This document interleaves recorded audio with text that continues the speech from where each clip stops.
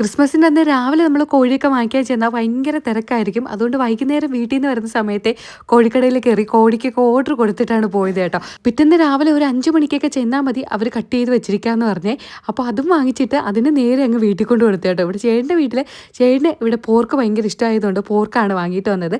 ഞങ്ങൾ പോർക്ക് കറിയല്ല വയ്ക്കാറ്, ഇങ്ങനെ തേങ്ങ അരച്ച് തോരനായിട്ടാണ് കേട്ടോ വയ്ക്കുന്നത്. ഞാൻ പണ്ട് കഴിക്കുമായിരുന്നു, പക്ഷേ ഇപ്പോൾ എന്തോ ഞാൻ കഴിക്കാറില്ല കേട്ടോ. പക്ഷേ നല്ല ടേസ്റ്റാണ് ഇങ്ങനെ തേങ്ങയൊക്കെ അരച്ച് വെക്കുന്നത്. അപ്പോൾ ചേട്ടൻ്റെ വീട്ടിൽ നിന്ന് ഞാൻ കുറച്ച് പോർക്ക് അച്ഛന് വേണ്ടിയിട്ട് എടുത്ത്, പിന്നെ ചേട്ടൻ്റെ അച്ഛനാണെങ്കിൽ കാത്തുട്ടിയും നടുവിട്ട് ഇവിടെ നിൽക്കുന്നത് കൊണ്ട് കുറച്ച് കരിക്കും തന്നു വിട്ടിട്ടുണ്ടായിരുന്നു. പിന്നെ ഞാൻ കഴിഞ്ഞ ദിവസം പറഞ്ഞില്ലേ കത്തിക്ക് മൂർച്ചയില്ലാത്തതുകൊണ്ട് ചേട്ടൻ്റെ അവിടെ നിന്ന് ഞാൻ അരവും ഇങ്ങനെ എടുത്തുകൊണ്ട് വന്നിട്ടുണ്ടായിരുന്നു. അതിട്ട് നമ്മളിങ്ങനെ കത്തിയൊക്കെ മുറിച്ച് വരുമ്പോൾ നല്ല മൂർച്ച വരും കേട്ടോ.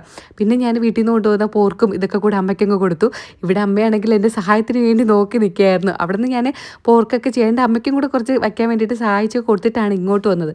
ഇവിടെ വന്ന് ഞാൻ കഴിഞ്ഞ ദിവസം കേക്കൊക്കെ വാങ്ങി കൊടുത്തിട്ടുണ്ടായിരുന്നു. അത് കാത്തുട്ടിയും നടുവിട്ട് ഇവിടെ തന്നെ നിൽക്കുന്നതുകൊണ്ട് അപ്പോഴപ്പോഴാണ് വന്ന് ഈ കഴിച്ചിട്ടങ്ങ് പോകും. ഇപ്രാവശ്യം അങ്ങനെ ക്രീം കേക്കൊന്നും വാങ്ങിച്ചില്ല, പ്ലം കേക്കും ക്യാരറ്റ് കേക്കൊക്കെ ആയിരുന്നു വാങ്ങിച്ചത്. ചേട്ടന് ഇവിടെ കൂടുതൽ ഇഷ്ടം പ്ലം കേക്കാണ് കേട്ടോ. അപ്പോൾ അതും കൂടെ കഴിച്ചിട്ട് പിന്നെ ഞാൻ അമ്മയ്ക്ക് കുറച്ച് സഹായിച്ചൊക്കെ കൊടുത്തു. ബാക്കി പണികളൊക്കെ അമ്മ തന്നെ ഏകദേശമൊക്കെ ചെയ്ത് വെച്ചിട്ടുണ്ടായിരുന്നു കേട്ടോ. ഇവിടെ ആണെങ്കിൽ കപ്പയും ചിക്കൻ കറിയുമാണ്. കപ്പയാണെങ്കിൽ അമ്മ ഇങ്ങനെയാണ് ഇളക്കാറ്. അപ്പോൾ നമ്മൾ ഈ ഇളക്കുന്ന സാധനത്തിന് തുടുപ്പെന്നാണ് കേട്ടോ പറയുന്നത്. ചക്കയും കപ്പയൊക്കെ ഞങ്ങൾ ട്രിവാൻഡ്രക്കാരും എനിക്ക് തോന്നുന്നു കൊല്ലംകാരൊക്കെ ഇങ്ങനെയൊക്കെ തന്നെ ആയിരിക്കും ഇളക്കുന്നത്. അപ്പോൾ നൈസായിട്ട് ഇങ്ങനെ അരിഞ്ഞെടുത്തിട്ട് ഇതുപോലെ ഇളക്കിയെടുക്കുമ്പോൾ നന്നായിട്ട് ഇങ്ങനെ വെണ്ണ പോലെ വരും കേട്ടോ. അപ്പോൾ അമ്മയ്ക്കാണ് അത് നല്ല പ്രാക്ടീസ്. അമ്മ അതൊക്കെ ഇളക്കിയെടുത്തിട്ട് പിന്നെ ചിക്കൻ കറിയൊക്കെ വെച്ചു. ആദ്യം അടുപ്പിൽ വെക്കാമെന്നൊക്കെയാണ് വിചാരിച്ചത്. പിന്നെ സമയം ഒരുപാടായതുകൊണ്ട് പിന്നെ അമ്മ അങ്ങ് പെട്ടെന്ന് അങ്ങ് ഗ്യാസിലാക്കി കേട്ടോ. അപ്പോൾ നല്ല നാടൻ കോഴിക്കറിയും ഇന്ന് നമുക്ക് കപ്പയുമായിരുന്നു ഇന്നത്തെ നമ്മുടെ ക്രിസ്മസ് സ്പെഷ്യലായിട്ട്. അങ്ങനെ വേറെ ഒരുപാട് ഐറ്റങ്ങളൊന്നും വയ്ക്കാറില്ല.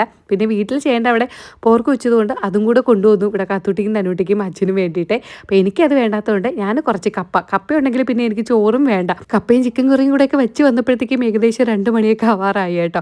അങ്ങനെ നല്ല ചൂട് കപ്പയും ചിക്കൻ കറിയൊക്കെ ആയിട്ട് ഒരു തട്ടങ്ങ് തട്ടി.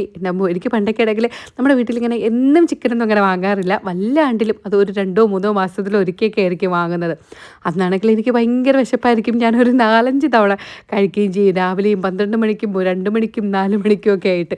അങ്ങനെ അവിടെ നിന്നൊക്കെ കഴിച്ചിട്ട് പിന്നെ അമ്മാമ്മയ്ക്ക് വേണ്ടിയിട്ട് കുറച്ച് ചിക്കനും കപ്പയും തന്നു വിട്ടിട്ടുണ്ടായിരുന്നു. അപ്പോൾ അമ്മാമ്മയുടെ വീട്ടിലോട്ട് പോകുന്ന വഴിയാണേ. നെയ്യാർ ഡാമൊക്കെ നിങ്ങൾ കുറച്ച് പേരെങ്കിലും കേട്ടിട്ടുണ്ടായിരിക്കും. നല്ല ഭംഗിയാണ് കേട്ടോ. അപ്പോൾ ഇത് ഡാം ഇങ്ങനെ വിശാലമായിട്ട് കിടക്കുന്നതാണ്. അതിനിടയിൽ മലയും കുന്നും ബോട്ട് റേസിംഗ് ഒക്കെ ഉണ്ടായിരുന്നേ. അപ്പോൾ അതൊക്കെ കണ്ടിട്ട് നേരെ ഇതിൻ്റെ സൈഡിലാണെങ്കിൽ ഇഷ്ടംപോലെ വീടുകളുണ്ട് കേട്ടോ. വെള്ളമൊക്കെ നിറയുന്ന സമയത്താണ് ഭയങ്കര കഷ്ടം. അവരവിടെ നിന്ന് മാറി താമസിക്കേണ്ടി വരും. കുറേ നാളൊക്കെ ആയിട്ട് ഇങ്ങോട്ട് അമ്മാമ്മയുടെ വീട്ടിലൊക്കെ വന്നിട്ട് അപ്പോൾ അമ്മാമ്മയൊക്കെ കണ്ടു, ചിക്കനും കപ്പയൊക്കെ കൊടുത്ത് ചായയും കുടിച്ച് അവിടെ നിന്ന് ഇറങ്ങി.